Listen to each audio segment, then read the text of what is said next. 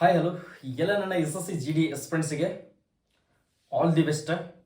ನಾಳೆ ಫೆಬ್ರವರಿ 4ನೇ ತಾರೀಕಿಂತ ನಾಳೆಯಿಂದ ಎಕ್ಸಾಮ್ ಕೂಡ ಸ್ಟಾರ್ಟ್ ಆಗ್ತಾ ಇದೆ. ನಿಮ್ದು ಕಂಪ್ಯೂಟರ್ ಬೇಸ್ಡ್ ಎಕ್ಸಾಮನ್ನು ಬರೆಯೋಕೆ ಹೋಗ್ತಿರ್ತಕ್ಕಂಥ ಎಲ್ಲ ನನ್ನ ಬ್ರದರ್ಸ್ ಆ್ಯಂಡ್ ಸಿಸ್ಟರ್ಸ್ಗೆ ಒಳ್ಳೇದಾಗಲಿ. ಇಷ್ಟು ದಿನ ಎಫರ್ಟನ್ನು ಹಾಕಿರ್ತಕ್ಕಂಥದ್ದನ್ನು ನಾಳೆ ಒಂದೇ ದಿನದಲ್ಲಿ ನೀವು ತೋರಿಸ್ಕೊಡ್ಬೇಕಾಗುತ್ತೆ. ನಾಳೆ ಯಾರ್ದು ನೋಡ್ಕೊಡ್ರಿ, ನಿಮ್ಮ exam first day first shift ಇದ್ದವ್ರದ ಬೆಸ್ಟ್ ಅಂತಲೇ ಇಟ್ಕೊಂಡು ಹೋಗ್ರಿ. ಯಾಕಪ್ಪ ಅಂತಂದರೆ ನೀವು ಅನ್ಕೊಳ್ತಿರ್ಬೋದು, ಸೊ ನಂದು ಫಸ್ಟ್ ಶಿಫ್ಟ್ ಇದೆ, ಅದು ಯಾವ ಥರ ಆಗುತ್ತೋ ಏನು, ಯಾವ ಥರ ಕ್ವಶನ್ಸ್ಗಳು ಇರ್ತಾವೆ ಅಂತ ಹೇಳಿಸಿಂದ ಒಂದಿಷ್ಟು ಜನ ಭಯ ಪಡ್ತಾ ಇರ್ತೀರ.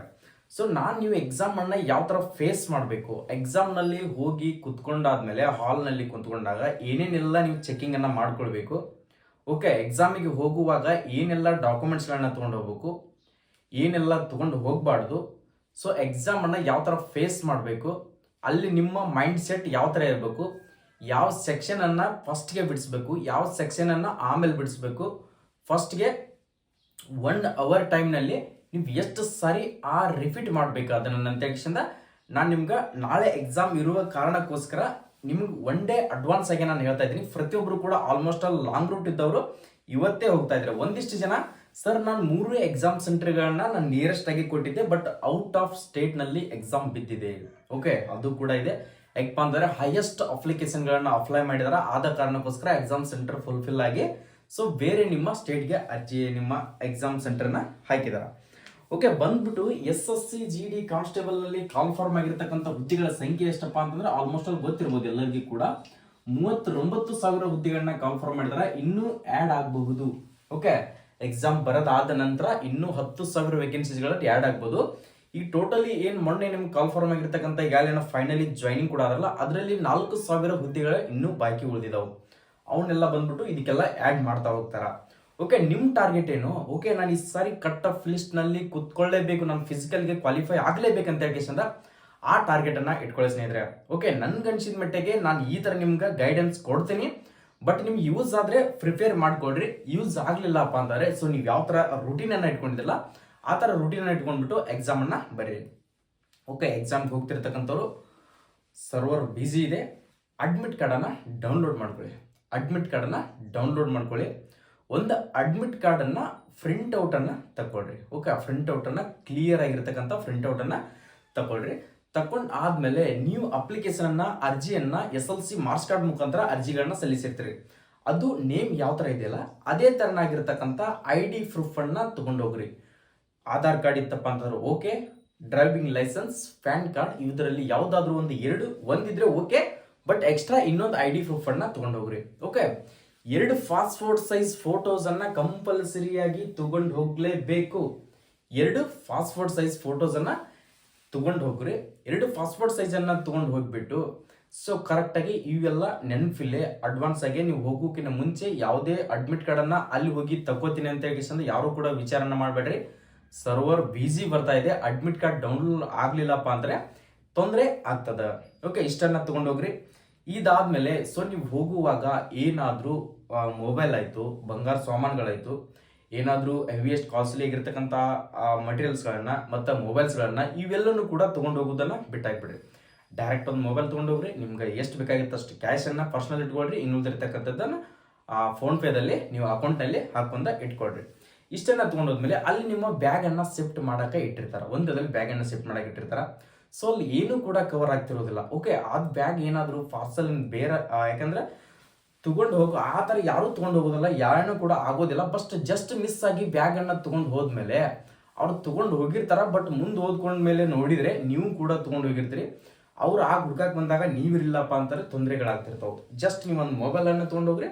ಜಸ್ಟ್ ನಿಮ್ಗೆ ಎಷ್ಟು ಬೇಕಾಗುತ್ತಲ್ಲ ಅಷ್ಟು ಅಮೌಂಟನ್ನು ತೊಗೊಂಡೋಗ್ರಿ.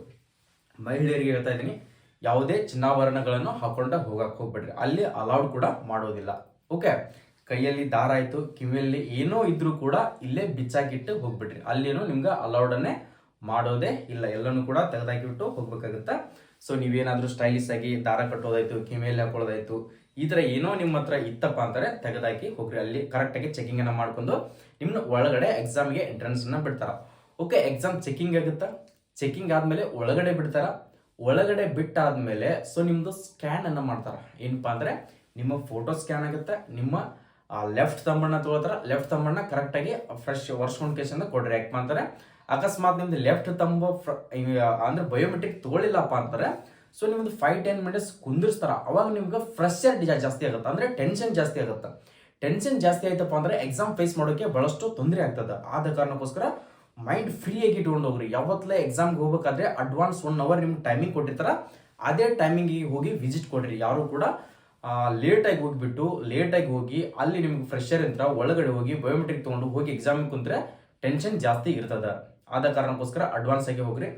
ಹೋದಾದ್ಮೇಲೆ ಸೊ ನಿಮ್ಮ ಬಯೋಮೆಟ್ರಿಕ್ ಮತ್ತು ನಿಮ್ಮ ಫೋಟೋ ಸ್ಕ್ಯಾನ್ ಆದ್ಮೇಲೆ ನಿಮ್ಗೆ ಡೈರೆಕ್ಟ್ ಆಗಿ ಕಂಪ್ಯೂಟರ್ ಮುಂದ್ಗಡೆ ಹೋಗಿ ಕುಂದಿರ್ತಾರ. ಓಕೆ, ಕಂಪ್ಯೂಟರ್ ಮುಂದ್ಗಡೆ ಹೋಗಿ ಕುಂದಿರ್ಸಿದಾಗ ನೀವು ಏನೆಲ್ಲ ಚೆಕ್ ಮಾಡ್ಕೊಳ್ಬೇಕು, ಇದು ನಿಮ್ಮ ಡೆಸ್ಕ್ಟಾಪ್ ಅಂತ ತಿಳ್ಕೊಡ್ರಿ. ಇದು ನಿಮ್ಮ ಡೆಸ್ಕ್ಟಾಪ್. ಓಕೆ, ಡೆಸ್ಕ್ಟಾಪ್ ನಲ್ಲಿ ಮುಂದ್ಗಡೆ ನಿಮ್ದು ಕೀಬೋರ್ಡ್. ಓಕೆ, ಕೀಬೋರ್ಡ್ ಇರುತ್ತೆ ಅಂತ ತಿಳ್ಕೊಡ್ರಿ. ಕೀಬೋರ್ಡ್ ಆದ್ಮೇಲೆ ನಿಮ್ದು ಒಂದು ಮೌಸ್ ಇರುತ್ತೆ. ಓಕೆ, ಮೌಸ್ ಅನ್ನ ಈ ತರ ಮೌಸ್ ಇರುತ್ತೆ. ಸೊ ನಿಮ್ದು ಏನಿರುತ್ತಲ್ಲ ಡೆಸ್ಕ್ಟಾಪ್ ನಲ್ಲಿ ನಿಮ್ಮ ಫೋಟೋ ಕೂಡ ಇಲ್ಲಿ ಓಪನ್ ಆಗುತ್ತೆ. ಫೋಟೋ ಆದ್ಮೇಲೆ ಇಲ್ಲಿ ಮೇಲ್ಗಡೆ ನಿಮ್ಮ ರಿಜಿಸ್ಟರ್ ರೋಲ್ ನಂಬರ್ ಕೂಡ ಓಪನ್ ಆಗುತ್ತೆ. ಇಲ್ಲಿ ನಿಮ್ಗೆ ಪಾಸ್ವರ್ಡ್ ಅಂತ ಒಂದು ಆಪ್ಷನ್ ಬರುತ್ತೆ. ಆ ಪಾಸ್ವರ್ಡ್ ನಲ್ಲಿ ಅವ್ರು ನಿಮ್ಗೆ ಹೇಳ್ತಾರೆ ಏನ್ ಹಾಕ್ಬೇಕು ಅಂತ ಹೇಳಿ, ಆ ಪಾಸ್ವರ್ಡ್ ಅನ್ನ ಅಲ್ಲಿ ಹಾಕ್ಬಿಟ್ಟು ಸೊ ಈ ಕೀಬೋರ್ಡ್ ಏನಿದೆಯಲ್ಲ ನಿಮ್ಗೆ ಯೂಸ್ ಮಾಡೋಕೆ ಕೊಡೋದೇ ಇಲ್ಲ. ಇದು ವರ್ಕ್ ಕೂಡ ಆಗ್ತಿರೋದಿಲ್ಲ. ಎಷ್ಟೊತ್ತಿದ್ರೆ ನಿಮ್ಮ ಮೌಸ್ ಮುಖಾಂತರನೇ ವರ್ಕ್ ಮಾಡಬೇಕಾಗುತ್ತೆ. ಯಾಕಂದ್ರೆ ಒಂದಿಷ್ಟು ಜನಕ್ಕೆ ಎಕ್ಸಾಮ್ ಅನ್ನ ಫೇಸ್ ಮಾಡೋದು ಗೊತ್ತಿರೋದಿಲ್ಲ. ಯಾಕಂದ್ರೆ ಫಸ್ಟ್ ಟೈಮ್ ಹೋಗಿದವ್ರೆ ಫೈನಲಿ ಜಾಬಿಗೆ ಹೋಗುವಂತ ಚಾನ್ಸಸ್ ಇರ್ತದೆ. ಇರ್ಲಿ, ಪರವಾಗಿಲ್ಲ. ಸೊ ಮೌಸ್ ಮುಖಾಂತರ ಇಲ್ಲೇ ಕೀಬೋರ್ಡ್ ಓಪನ್ ಆಗುತ್ತೆ. ಇಲ್ಲಿ ಏನಿರ್ತಲ್ಲ ಇಲ್ಲಿ ಕೀಬೋರ್ಡ್ ಓಪನ್ ಆಗುತ್ತೆ.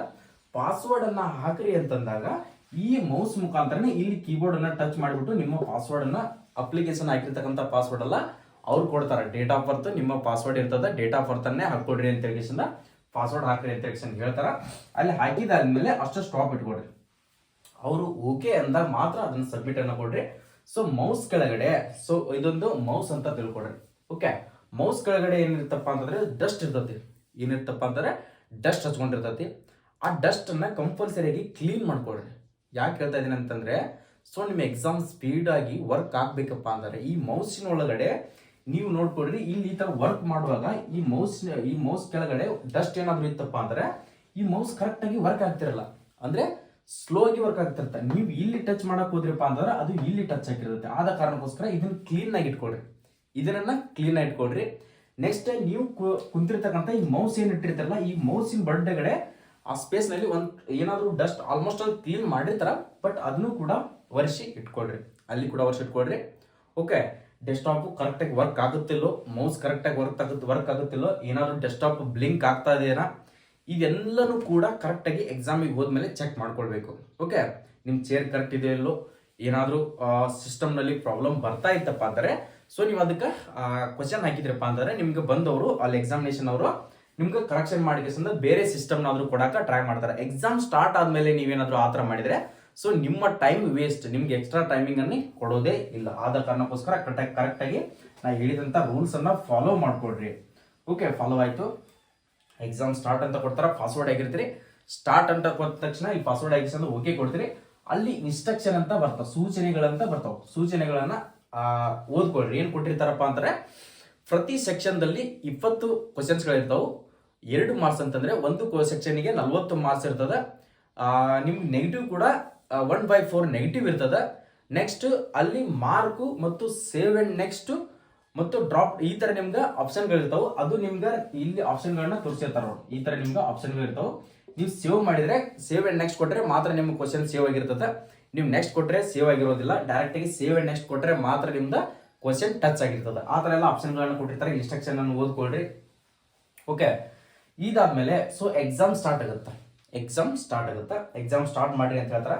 ಸ್ಟಾರ್ಟ್ ಆದ ತಕ್ಷಣ ನೀವು ಯಾವ ಸೆಕ್ಷನ್, ಯಾಕಂದ್ರೆ ಲ್ಯಾಂಗ್ವೇಜ್ ಕೂಡ ಕೇಳ್ತಾ ಲ್ಯಾಂಗ್ವೇಜ್ ಅನ್ನ ಹಾಕ್ಬಿಟ್ಟು ಸೊ ಐ ಅಗ್ರಿ ಅಂತ ಚೆಕ್ ಬಾಕ್ಸ್ ಕ್ಲಿಕ್ ಮಾಡಿ ಸಬ್ಮಿಟ್ ಅನ್ನ ಕೊಟ್ರೆ ನಿಮ್ಮ ಎಕ್ಸಾಮ್ ಕೂಡ ಸ್ಟಾರ್ಟ್ ಆಗುತ್ತೆ. ಎಕ್ಸಾಮ್ ಸ್ಟಾರ್ಟ್ ಆದ್ಮೇಲೆ ಏನ್ ಮಾಡಬೇಕಪ್ಪ ಅಂತಂದ್ರೆ ನೀವು ಸೆಕ್ಷನ್ 1, ಸೆಕ್ಷನ್ 2, ಸೆಕ್ಷನ್ 3 ಅಂತ ಸೆಕ್ಷನ್ 4 ಈ ತರ ನಿಮ್ಗೆ ಸೆಕ್ಷನ್ಗಳು ಬರ್ತಾವೆ. ಓಕೆ, ಸೆಕ್ಷನ್ಗಳು ಬಂದಾಗ ಇಲ್ಲಿ ನೋಡ್ಕೊಡ್ರಿ. ಫಸ್ಟ್ ಗೆ ರೀಸನಿಂಗ್ ಅಂತ ಬಂತ ತಿಳ್ಕೊಡ್ರಿ. Next GK, next maths, next English or Hindi ಅಂತ ಈ ತರ ಬಂದಿತ್ತು ಅಂತ ತಿಳ್ಕೊಡ್ರಿ. ಇಲ್ಲಿ ನೀವು ಸೆಕ್ಷನ್ 1 ರೀಸನಿಂಗ್ ಅನ್ನ ಕೊಟ್ಟಿರ್ತಾರ. ರೀಸನಿಂಗ್ ಅನ್ನ ನೀವೇನಾದ್ರೂ ಯಾವ ತರ ಪ್ರಾಕ್ಟೀಸ್ ಮಾಡಿರ್ತೀರಿ ಆ ತರ ಪ್ರಾಕ್ಟೀಸ್ ಮಾಡಿ. ನಾನು ಹೇಳ್ತಿರೋದು ನಿಮ್ಗೆ ಕರೆಕ್ಟ್ ಆದ್ರೆ ಮಾಡ್ಕೊಳ್ರಿ. ಫಸ್ಟ್ಗೆ ನೀವು ಏನ್ ಮಾಡ್ಬೇಕಪ್ಪ ಅಂತಂದ್ರೆ GK ಹಿಡಿಬೇಕು. ಓಕೆ, ಜಿ ಕೆ ಸೆಕ್ಷನ್, ಈ ಸೆಕ್ಷನ್ ಬಿಡ್ರಿ, ಈ ಸೆಕ್ಷನ್ ಬಿಟ್ಟು ಕೇಸಂದ ಈ ಸೆಕ್ಷನ್ಗೆ ಹೋದಾಗ ಸೊ ಹೊಳ್ಳಿ ಈ ಸೆಕ್ಷನ್ ಬರಕ್ ಆಗಲ್ಲ ಅಂತ ಹೇಳಿ ಕೇಸಂದ ಯಾರು ಕೂಡ ಭಯ ಪಡುವಂತ ಅವಶ್ಯಕತೆ ಇಲ್ಲ. ಈ ಸೆಕ್ಷನ್ ಅನ್ನ ಬಿಟ್ಟಾದ್ಮೇಲೆ ಡೈರೆಕ್ಟ್ ಆಗಿ ಜಿ ಕೆ ಹೋಗ್ಬೋದು. ಓಕೆ, ಜಿ ಕೆ ಹೋದ್ಮೇಲೆ ಸೊ ನೀವು 20 ಕ್ವಶನ್ಸ್ಗಳು ಇರ್ತಾವ. ಎಷ್ಟಪ್ಪ ಅಂತಾರೆ 20 ಕ್ವಶನ್ಸ್ಗಳು ಜನರಲ್ ನಾಲೆಜ್ ನಲ್ಲಿ ಇರ್ತಾವ. ಜನರಲ್ ನಾಲೆಜ್ ಮತ್ತು ಜನರಲ್ ಸೈನ್ಸ್ ನಲ್ಲಿ ಇದಿರ್ತಕ್ಕಂಥ ಕ್ವಶನ್ಗಳು ಟಕ್ ಟಕ್ ಟಕ್ ಟಕ್ ನಿಮ್ಗೆ ಯಾವ ಕ್ವಶನ್ ಸರಿ ಅನ್ಸುತ್ತೆ ಟಕ್ ಕೊಡೋದು, ನೆಕ್ಸ್ಟ್ ಟಕ್, ಸೇವ್ ನೆಕ್ಸ್ಟ್. ಓಕೆ, 1ನೇ ಕ್ವಶನ್ ಗೊತ್ತಿದೆ, ಹಾ ರೈಟ್. ಓಕೆ, 2ನೇ ಕ್ವಶನ್ ಗೊತ್ತಿಲ್ಲ, 3ನೇ ಕ್ವಶನ್ ಗೊತ್ತಿಲ್ಲ, 4ನೇ ಕ್ವಶನ್ ಗೊತ್ತಿದೆ, ರೈಟ್. 5ನೇ ಕ್ವಶನ್ ಗೊತ್ತಿದೆ, ರೈಟ್. 6ನೇ ಕ್ವಶನ್ ಗೊತ್ತಿದೆ, ರೈಟ್. 7 ಗೊತ್ತಿಲ್ಲ, 8 ಗೊತ್ತಿಲ್ಲ, 9 ಗೊತ್ತಿಲ್ಲ, 10 ಗೊತ್ತಿಲ್ಲ, 11 ಗೊತ್ತಿದೆ, ರೈಟ್. 12 ಗೊತ್ತಿದೆ, ರೈಟ್. 13 ಗೊತ್ತಿಲ್ಲ, ರೈಟ್. 14 ಗೊತ್ತಿದೆ, ರೈಟ್. ಗೊತ್ತಿದ್ದನ್ನ ಸಡನ್ ಆಗಿ ಸೇವ್ ನೆಕ್ಸ್ಟ್ ಕೊಟ್ಟ ಕೇಸಂದ ನೆಕ್ಸ್ಟ್ 1ನೇ ಸೆಕ್ಷನ್ ಕಂಪ್ಲೀಟ್ ಆಯ್ತು. ಯಾವುದು ಜಿ ಕೆ ಕಂಪ್ಲೀಟ್ ಆಯ್ತು. ಜಿ ಕೆ ಕಂಪ್ಲೀಟ್ ಆದ ನಂತರ ಓಕೆ ಗ್ರಾಮರಿಗೆ ಬರ್ರಿ. ಗ್ರಾಮರ್ ಯಾವುದಪ್ಪ ಅಂದ್ರೆ ನಿಮ್ದು ಇಂಗ್ಲೀಷ್ ಆದ್ರೂ ತೊಗೊಂಡಿರ್ಬೋದು, ಹಿಂದಿ ಆದ್ರೂ ತೊಗೊಂಡಿರ್ಬೋದು. ಇದಕ್ಕೆ ಥಿಂಕ್ ಮಾಡಿ ಹಾಕುವಂತ ಏನೋ ಅವಶ್ಯಕತೆ, ಲೆಕ್ಕ ಮಾಡಿ ಹಾಕುವಂತ ಅವಶ್ಯಕತೆ ಇರೋದಿಲ್ಲ. ಡೈರೆಕ್ಟ್ ಆಗಿ ನೀವು ನೋಡಿದ ತಕ್ಷಣ ಕ್ವಶನ್ಗೆ ಆನ್ಸರ್ ಬರುವಂತ ಇವೆರಡು ಸೆಕ್ಷನ್ಗಳು. ಓಕೆ, ಇಂಗ್ಲೀಷ್ ನಲ್ಲಿ ಓಕೆ ಸರಿ ಅನ್ಸಿದ್ಯಾ? ಓಕೆ ನೆಕ್ಸ್ಟ್ ಕೊಡ್ರಿ. ಸೇವ್ ನೆಕ್ಸ್ಟ್ ಗೊತ್ತಿಲ್ಲ, ಓಕೆ ಬಿಡ್ರಿ. ಸೇವ್ ನೆಕ್ಸ್ಟ್ ಅದ್ರಲ್ಲಿ ಎಷ್ಟು ಕ್ವಶನ್ ಬರ್ತಿದಲ್ಲ ಸೊ ನಾನು ಜಿ ಕೆದಲ್ಲಿ 10 ಕ್ವಶನ್ಸ್ ಬಂದು. ಓಕೆ, 10 ಕ್ವಶನ್ಗೆ ಆನ್ಸರ್ ಮಾಡಿದೆ. ಇಂಗ್ಲೀಷ್ ನಲ್ಲಿ ಕೂಡ ನನಗೆ 12 ಕ್ವಶನ್ಗೆ ಆನ್ಸರ್ ಬಂತು. ಓಕೆ, ಆನ್ಸರ್ ಮಾಡಿದೆ. ಓಕೆ, ನೆಕ್ಸ್ಟ್ ಬರ್ರಿ. ಏನಪ್ಪಾ ಅಂತಾರೆ ರೀಸನಿಂಗ್. ಓಕೆ, ರೀಸನಿಂಗ್ ಆದ್ರೂ ಬರ್ಬೋದು, ಮ್ಯಾಥ್ಸ್ ಆದ್ರೂ ಬರ್ಬೋದು. ನಿಮ್ ಡಿಪೆಂಡ್ ಅಪಾನ್ ನೀವು ಪ್ರಾಕ್ಟೀಸ್ ಮಾಡಿದ್ರ ಮುಖಾಂತರ ನೀವು ಯಾವ ಸೆಕ್ಷನ್ದಲ್ಲಿ ಸ್ಪೀಡ್ ಇದ್ದೀರಾ. ಸೊ ನಾನು ಮ್ಯಾಥ್ಸ್ ನಲ್ಲಿ 100% ಸ್ಪೀಡ್ ಇದ್ದೀನಿ, ನಾನು ಮ್ಯಾಥ್ಸ್ ತಗೋದ್ ನಾವು ಇದ್ರಪ್ಪ ಅಂದ್ರೆ ಮ್ಯಾಥ್ಸ್ ಅನ್ನ ತಗೋದ್ರಿ.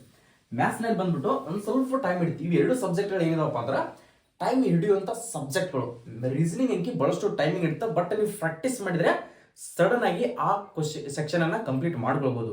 ಓಕೆ, ಕರೆಕ್ಟ್ ಆಗಿ ಮ್ಯಾಥ್ಸ್ ಆದ್ರೂ ತಗೊಳ್ಳಿ, ರೀಸನಿಂಗ್ ಆದ್ರೂ ತಗೊಳ್ಳಿ. ರೀಸನಿಂಗ್ ನಲ್ಲಿ ಓಕೆ ನನಗೆ 15 ಕ್ವಶನ್ ಅಬೌವ್ ಬಂತು. ಓಕೆ, 15 ಕ್ವಶನ್ ಅನ್ನ ರೈಟ್ ಮಾಡಿದೆ.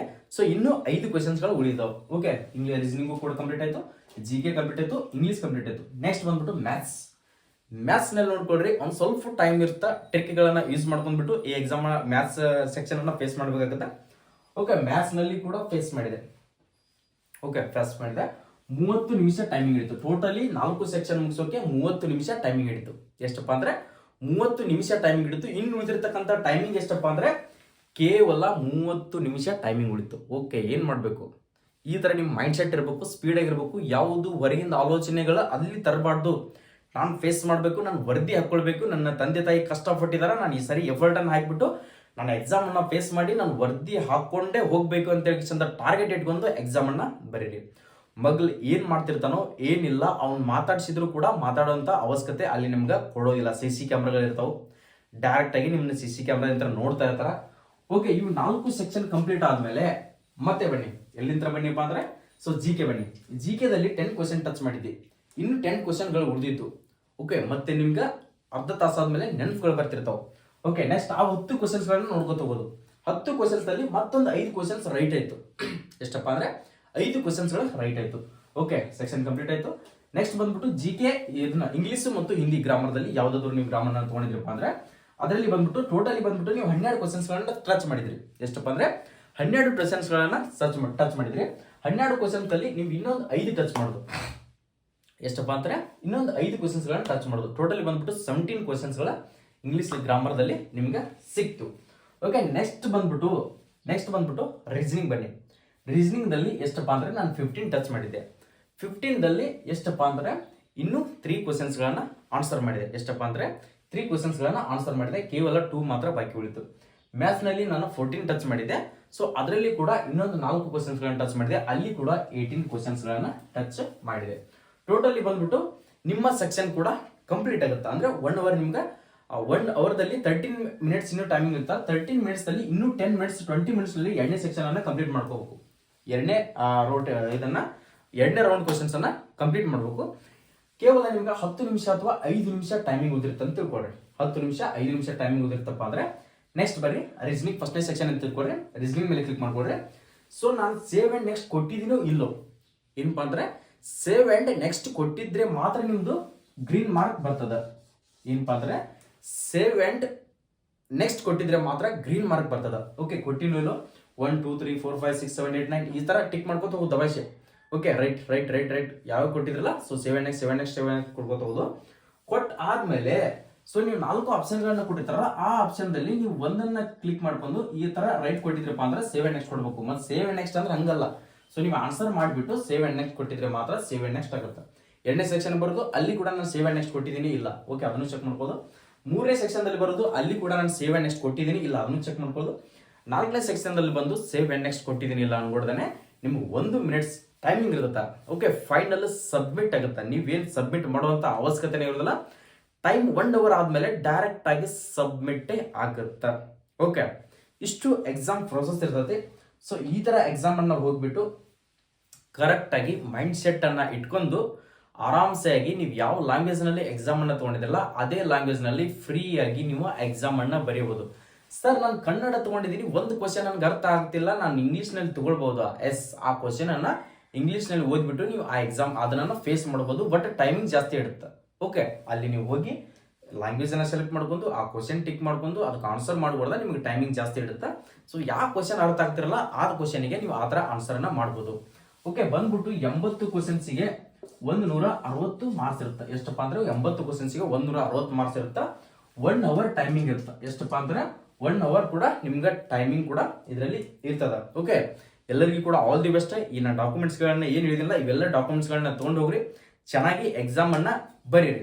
ಓಕೆ ಯಾರ್ದೆಲ್ಲ ಎಕ್ಸಾಮ್ ಸೆಂಟರ್ ಎಲ್ಲಿ ಬಂದಿದೆ, ಸೊ ಯಾರ್ಯಾರೆಲ್ಲ ಎಲ್ಲಿ 4ನೇ ತಾರೀಕು ಇರ್ತಕ್ಕಂಥವ್ರದನ್ನ ನಾನು ಆಲ್ಮೋಸ್ಟ್ ಅಲ್ಲಿ ರಿವ್ಯೂ ಅನ್ನ ಕೊಡ್ತೀನಿ. 5ನೇ ತಾರೀಕು 6ನೇ ತಾರೀಕು ಏನು ಎಕ್ಸಾಮ್ ಇದಲ್ಲ, ಸೊ ಅವ್ರಿಗೆ ನಾನು ಫಸ್ಟ್ಗೆ 4ನೇ ತಾರೀಕು ಎಕ್ಸಾಮ್ ಹೋಗಿರ್ತಕ್ಕಂಥದ್ದನ್ನ ಅಲ್ಲಿಗೆ ಹೋಗ್ಬಿಟ್ಟು ಎಕ್ಸಾಮ್ ಅನ್ನ ಯಾವ ತರ ಕಂಡಕ್ಟ್ ಮಾಡ್ತಾ ಇದಾರ, ಯಾವ ತರ ಕ್ವಶನ್ಸ್ ಗಳನ್ನ ಕೇಳಿದಾರ, ಸೊ ಹೋದ್ ಸರಿಗಿನ್ನ ಒಂದ್ ಸ್ವಲ್ಪ ಏನಾದ್ರು ಟಫೆಸ್ಟ್ ಕೇಳಿದಾರ ಏನಪ್ಪಾ ಅಂತಾರೆ ಪ್ರತಿಯೊಂದು ನಿಮ್ಗೆ ಫ್ರೀ ಆಗಿ ನಾನು ವಿಡಿಯೋಗಳನ್ನ ಕೊಡ್ತಾ ಹೋಗ್ತೀನಿ. ನಾಳೆಯಿಂದ ಪ್ರತಿಯೊಬ್ರು ಕೂಡ ನಮ್ಮ ಯೂಟ್ಯೂಬ್ ಚಾನಲ್ಗೆ 100% ಒಂದು ಲೈಕ್ ಮಾಡಿ, ವಿಡಿಯೋನ ಶೇರ್ ಮಾಡ್ಕೊಡ್ರಿ. ಕೆಳಗಡೆ ಕಾಣ್ತೀವಿ ನೋಡಿ ಸಬ್ಸ್ಕ್ರೈಬ್ ಬಟನ್ ಅಂತ, ಈ ಸಬ್ಸ್ಕ್ರೈಬ್ ಬಟನ್ ಒತ್ಕೊಂಡ್ರೆ ನಾಳೆ ಕ್ವಶನ್ಸ್ಗಳು ಯಾವ ತರ ಬಂದಿದ್ದವು, ಸೊ ನೀವು ಯಾವ ತರ ಫೇಸ್ ಮಾಡಬೇಕು, ಯಾವ ತರ ರೆಡಿ ಆಗ್ಬೇಕು ಅನ್ನೋದು ಕೂಡ ನಾನು ಆ ಮಾಹಿತಿಯನ್ನ ಕೊಡ್ತಾ ಹೋಗ್ತೀನಿ.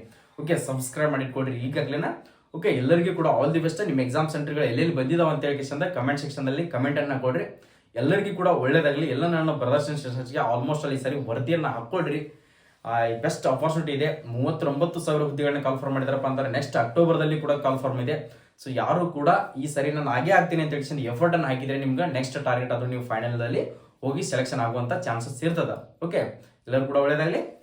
ಜೈ ಹಿಂದ್, ಜೈ ಕರ್ನಾಟಕ.